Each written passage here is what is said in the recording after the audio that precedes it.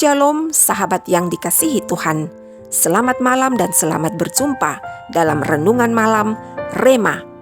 Ketika dunia mulai hening dan langkah-langkah manusia mulai perlahan mereda, disitulah suara Tuhan seringkali berbicara paling lembut.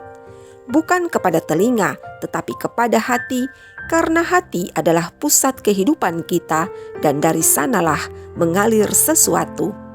Malam ini, mari kita renungkan satu hal yang sering luput kita jaga, yakni bagaimana mengelola hati dan hidup kita di tengah dunia yang semakin bising dan penuh tekanan.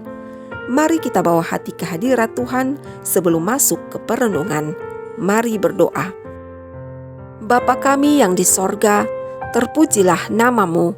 Malam ini kami datang dengan hati yang mungkin letih, cemas dan bahkan penuh kekhawatiran, dan kami percaya Engkau sanggup melihat jauh ke dalam hati kami.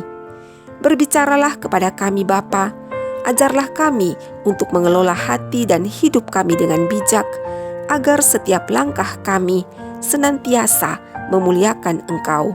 Dalam nama Yesus kami berdoa, amin.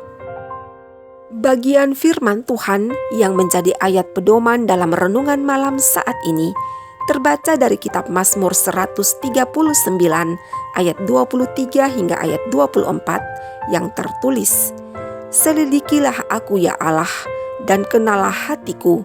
Ujilah aku dan kenalah pikiran-pikiranku. Lihatlah, apakah jalanku serong, dan tuntunlah aku di jalan yang kekal." Demikianlah firman Tuhan. Sahabat Rema, ayat Mazmur ini adalah doa yang sangat dalam. Raja Daud yang adalah seorang raja besar, panglima perang dan penyembah sejati, tidak meminta Tuhan untuk memperbesar kerajaannya, tapi memohon agar Tuhan menyelidiki hatinya. Karena Daud tahu bahwa kejatuhan hidup seringkali berawal dari hati yang tidak terurus. Kita mungkin pandai mengelola pekerjaan, keuangan, bahkan waktu. Tapi berapa banyak dari kita yang sungguh-sungguh mengelola hati? Hati yang dibiarkan tanpa kendali, ibarat taman yang dulunya indah, tapi kini penuh dengan semak duri dan rumput liar. Itulah hati manusia. Ketika tidak dijaga, maka akan tumbuh akar kepahitan, benih kekecewaan mulai berkembang, dan bunga kasih mulai layu. Amsal 4 ayat 23 berkata, "Jagalah hatimu dengan segala kewaspadaan, karena dari situlah terpancar kehidupan." Ayat ini adalah prinsip rohani yang sangat dalam. Segala sesuatu yang terjadi dalam hidup kita, baik perkataan, keputusan, bahkan reaksi kita terhadap orang lain, berasal dari hati kita. Kalau hati kita penuh luka, maka perkataan kita akan melukai. Kalau hati kita penuh iri, maka tindakan kita akan berusaha menyingkirkan orang lain. Dan kalau hati kita penuh damai, maka hidup kita akan meneduhkan banyak orang. Tuhan Yesus sendiri berkata dalam Markus 7 ayat 21 hingga 23, "Sebab dari dalam, dari hati orang, timbul segala pikiran jahat, percabulan, pencurian, pembunuhan, perzinahan, keserakahan, kejahatan, kelicikan, hawa nafsu, iri hati, hujat, kesombongan, kebebalan. Semua hal-hal jahat ini timbul dari dalam dan menajiskan orang." Itulah sebabnya hati adalah sumber segalanya. Kita tidak bisa memiliki hidup yang benar jika hati kita masih salah arah. Ada seorang petani yang memiliki sumur di ladangnya. Setiap hari dia menimba air dari sumur itu untuk menyiram tanaman. Tapi pada suatu hari, air sumur itu mulai keruh, berbau dan tidak lagi segar. Petani itu sadar bahwa sumurnya telah tercemar. Begitu juga hati kita. Kalau sumur hati kita keruh karena kepahitan, kemarahan, dendam, iri atau rasa kecewa, maka seluruh kehidupan akan terpancar keluar darinya, yakni pikiran, perkataan, bahkan pelayanan juga akan tercemar. Mengelola hati berarti membiarkan Tuhan yang membersihkan sumber itu setiap hari. Tidak cukup sekali, tetapi setiap kali. Sebagaimana doa Daud dalam Mazmur 51 ayat 12, "Jadikan hatiku tahir ya Allah, dan perbaharuilah batinku dengan roh yang teguh." Daud mau dan tidak berusaha memperbaiki hatinya sendiri, tetapi dia memohon Tuhan menciptakan hati yang baru. Mengapa? Karena hati manusia tidak bisa diperbaiki oleh manusia. Hanya Roh Kudus sajalah yang bisa memperbaharui hati. Ketika hati dikelola dengan benar, maka hidup pun akan terarah dengan benar. Seperti kapal yang memiliki kemudi kuat di tengah badai, begitu pula hati yang dipimpin oleh firman pasti akan mampu menavigasi hidup yang rumit. Hati yang bersih bukan berarti tanpa masalah, tetapi ia akan tetap tenang di tengah badai karena tahu siapa yang berkuasa atas badai.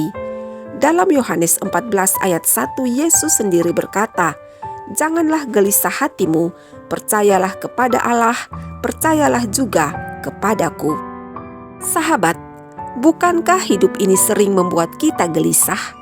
Ada masalah keluarga, masalah ekonomi, kesehatan, juga pelayanan.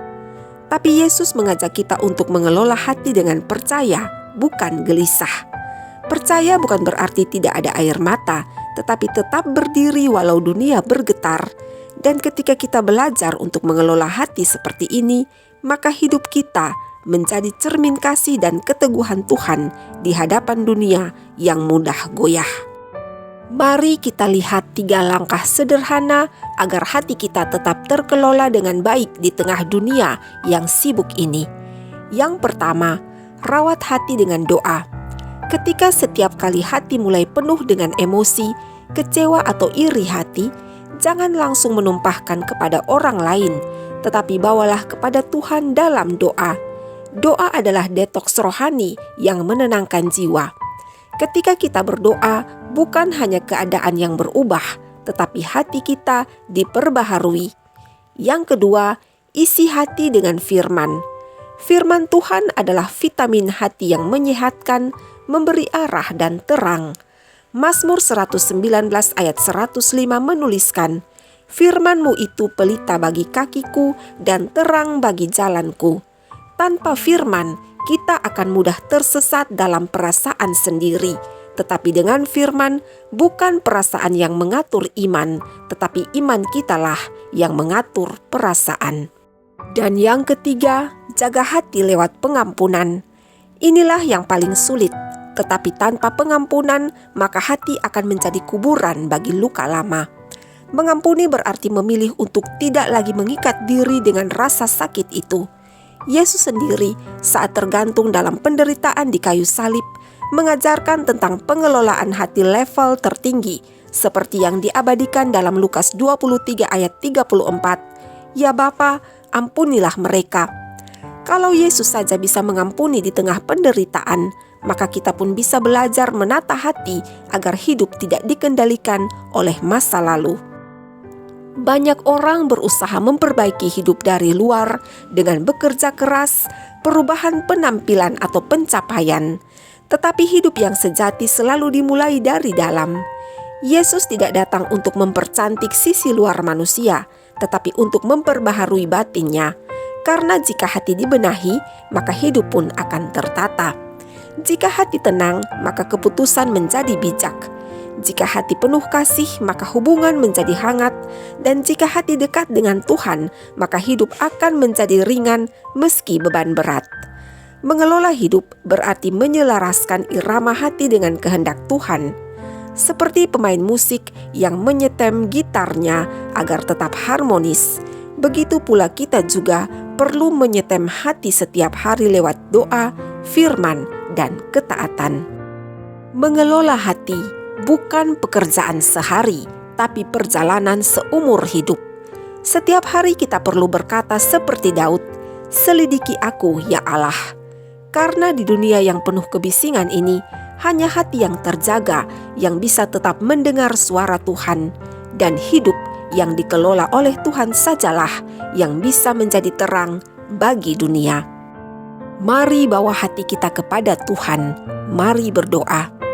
Bapa, di dalam nama Yesus, terima kasih untuk malam ini. karena Engkau mengingatkan kami bahwa mengelola hati adalah kunci untuk mengelola seluruh hidup kami. Bapa, ajarlah kami untuk tidak membiarkan luka, amarah atau kecewa menguasai kami, tetapi biarlah kasih-Mu memerintah dalam setiap ruang hati kami. Dalam nama Yesus kami berdoa. Amin. Sahabat Rema terkasih, jangan biarkan hatimu menjadi taman yang terbengkalai. Bersama Tuhan, rawatlah. Siramilah dengan doa, pupuklah dengan firman, dan biarkan kasih Kristus membuatnya kembali hidup. Terima kasih untuk kebersamaan malam ini, dan jadilah penyalur kasih Tuhan dengan membagikan video ini, karena bukan tidak mungkin Tuhan memakai engkau sebagai alatnya untuk menjangkau hati yang masih jauh dari hadirat-Nya. Sampai jumpa pada Rema berikutnya. Tuhan Yesus memberkati. Shalom.